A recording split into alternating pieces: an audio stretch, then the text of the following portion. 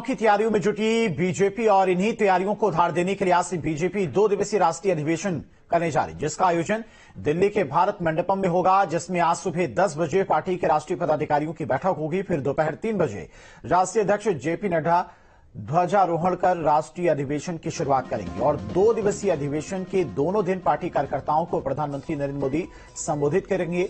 विकसित भारत के संकल्प को अधिवेशन स्थल पर प्रदर्शनी के माध्यम से प्रस्तुत भी किया जाएगा। तो बीजेपी का महामंथन, लोकसभा चुनाव की तैयारियों में जुटी बीजेपी। आज दिल्ली में बीजेपी का राष्ट्रीय अधिवेशन है। भारत मंडपम में 2 दिन तक मंथन चलेगा। जेपी नड्डा के भाषण से इस सत्र की शुरुआत होगी और समापन सत्र में पीएम मोदी का संबोधन होगा। चुनावी प्रचार की रूपरेखा भी तय की जाएगी। अधिवेशन में 11,500 नेता शामिल होंगे। 400 प्लस सीटें जीतने की रणनीति बनाई जाएगी और सुबह 11 बजे से राष्ट्रीय पदाधिकारियों की बैठक प्रारंभ होगी। पदाधिकारियों की बैठक में पीएम मोदी भी शामिल होंगे।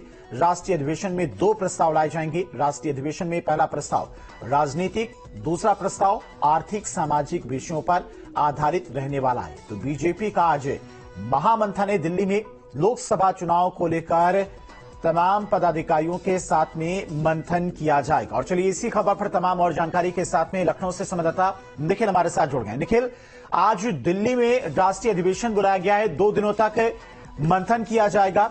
जिस तरह से लगातार लोकसभा चुनाव को लेकर बीजेपी तैयारियों में जुटी हुई है, तो इस अधिवेशन से क्या कुछ निष्कर्ष निकलने वाला है और किस तरह से आगे रणनीति बीजेपी बनाने जा रही है?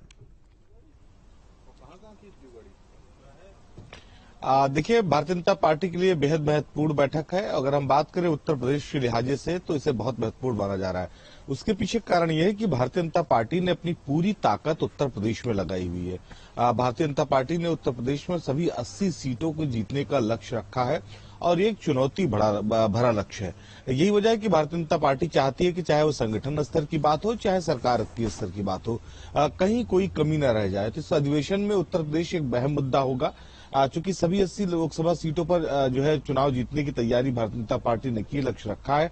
तो ऐसे में उत्तर प्रदेश के तमाम जो प्रकोष्ठों के नेता है, जो संगठन के नेता है, वो सभी दिल्ली इस बैठक में शामिल होंगे।